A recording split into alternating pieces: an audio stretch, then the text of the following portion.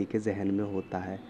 आज इसी को लेकर हम बात करेंगे पंडित जी से कि क्या वाक़ई में भूत प्रेत या आत्माएँ होती हैं?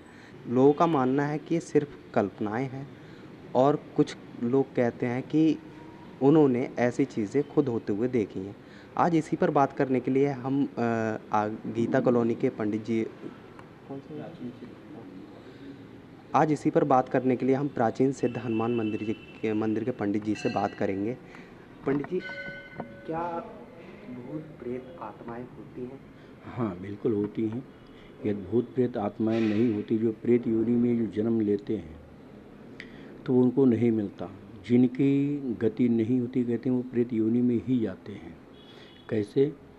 पहले तो बाबा जी को, तुलसी गोस्वामी तुलसी जी महाराज जी को प्रेत ने ही बाबा से मिलाया था, हनुमान जी महाराज जी से। कैसे? बाबा ने पूछा कि जो है हनुमान कैसे मिलेंगे भगवान? तो उन्होंने कहा आप जब कथा करते हो तो हनुमान जी महाराज जी आते हैं, एक वृद्ध व्यक्ति, बूढ़े व्यक्ति बन करके, और सबसे पीछे बैठते हैं। यदि आप राम जी से मिलना चाहते हो तो आप उनसे मिलो। तो मैं पकड़ूं कैसे? तो उन्होंने कहा जब सब कथा आपकी जब समाप्त हो जाती है, उसके बाद में सबसे बाद में हनुमान जी महाराज जाते हैं, उनको तुम पकड़ लेना, फिर वो आपको राम जी से मिलाएंगे। अच्छा, देखा जाता है कि कुछ लोग इन चीज़ों को नहीं मानते, विश्वास नहीं करते इन चीज़ों में और इग्नोर कर देते हैं इन चीज़ों को। उन लोगों के लिए आप क्या कहें? नहीं, इग्नोर करने वाला शब्द ही नहीं है, क्योंकि ये वास्तविकता होता है। क्योंकि ये हवा होते हैं, हवा कभी किसी को दिखाई नहीं देता है, सिर्फ महसूस किया जाता है। यदि नहीं कि तो श्रीमद् भागवत कथा में भी है कि धुंधकारी जो गोकर्ण का भाई था, वो भी प्रेत योनि में ही जन्म लिया था, और श्रीमद् भागवत कथा करने के बाद ही उसको मोक्ष मिला था, गोकर्ण महाराज जी ने करवाया था। तो प्रेत योनि होती है, प्रेत योनि में जन्म लिया जाता है। जो कुकर्म होता है, जो अत्याचार करते हैं, ये अकाल मृत्यु होती है तो प्रेत योनि में मिलती है। क्योंकि धुंधकारी का गोकर्ण जी ने सापिंडी भी किया था, पिंडदान गया जी में आज करके ही आए थे, फिर भी उनको मुक्ति नहीं मिली थी प्रेत योनि से। क्योंकि उनको प्रेत योनि इतना पाप, इतना दुराचार था कि पिंडदान भी उनको मोक्ष नहीं दिला पाया था। अच्छा, सुना जाता है कि जो आत्माएँ होती हैं, वो लोगों के शरीर के अंदर भी चली जाती हैं। तो वो कैसे, क्या, किस तरह से जाती हैं? देखो, ये हवा वायु के रूप में जाती है। कभी हम रास्ते में निकलते हैं, क्योंकि आजकल नाना प्रकार के टोटके भी होते हैं, जिसको हम उतारा कहते हैं। यदि वो उतारा कोई व्यक्ति क्रॉस कर जाता है, लांघ जाता है, या चलते फिरते उसकी हवा लग जाती है, तो उस व्यक्ति पर साया पड़ जाता है। जैसे चलते हैं परछाई छाया होती है, इसी प्रकार उसका छाया होता है, लेकिन दिखाई वो नहीं देता है, इसलिए वो परेशान करता है। अच्छा, दिल्ली में कुछ देखी जाती हैं कि कई ऐसी जगह हैं जहाँ पर रात में जाने के लिए मना किया जाता है कि वहाँ पर भूत प्रेत का साया है या नेगेटिव एनर्जी एक्टिव हो जाती है रात के समय में। तो क्या लगता है कि वहाँ पे ऐसी एनर्जी सच में है? हाँ, होती है। इसको मानना चाहिए, सभी लोगों को सुधार करना चाहिए, क्योंकि होता है, तभी ये मना किया जाता है। अच्छा, आजकल के युवाओं में इन चीज़ों को लेके सक्रियता नहीं है। वो कहते हैं कि ये सिर्फ़ हमारे मन का भ्रम है और हम इन चीज़ों को नहीं मानते।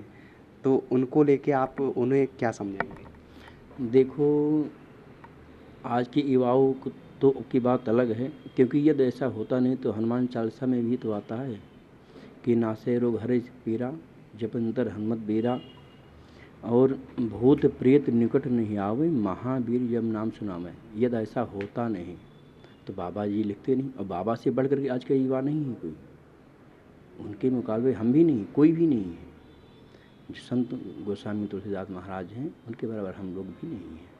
अच्छा, हमने बचपन में कहानियों में भी सुना है कि भूत प्रेत होते हैं और अभी कई ऐसे प्रमाण भी देखे हैं। तो क्या लगता है कि वो जो कहानियाँ बनाई गई हैं और फ़िल्में बनाई गई हैं, क्या वो सही बनाई गई हैं?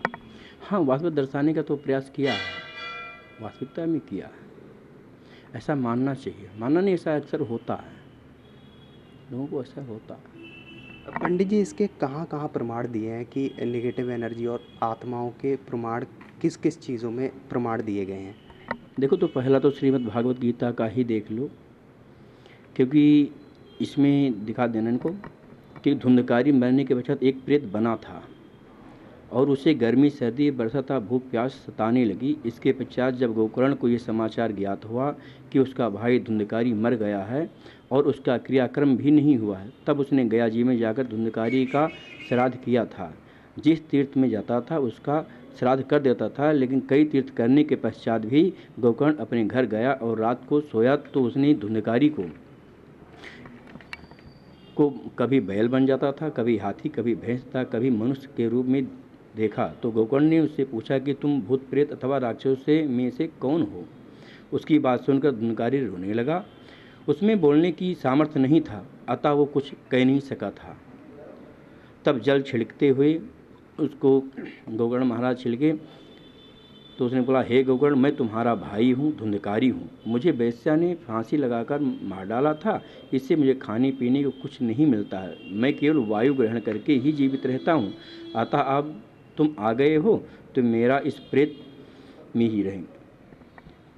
तो हजारों श्राद्ध करने के बाद भी मिलता है। अच्छा, देखते हैं कि कोई अकाल मृत्यु हो गई या एक्सीडेंट हो गई, जो अकाल मृत्यु मरते हैं, क्या उनकी आत्माएं भटकती हैं?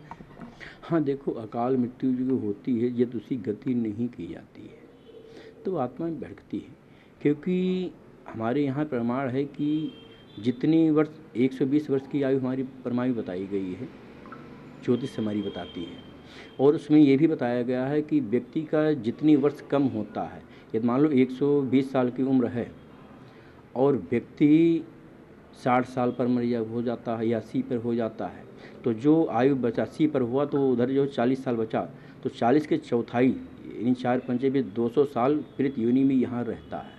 अच्छा, हमने विज्ञान, अगर बात करें विज्ञान की, तो विज्ञान कहता है कि भूत प्रेत जैसी कोई भी चीज़ें नहीं होती, और एक तरफ शास्त्र कहता है कि ऐसी सारी चीज़ें होती हैं। तो उस पे आप क्या कहते हैं?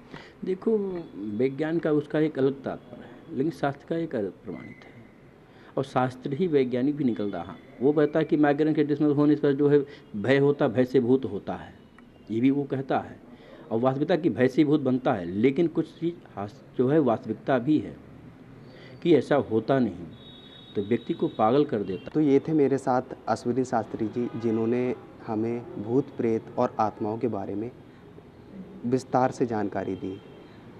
वीडियो जर्नलिस्ट साक्षी के साथ अतुल शर्मा, CCN दिल्ली।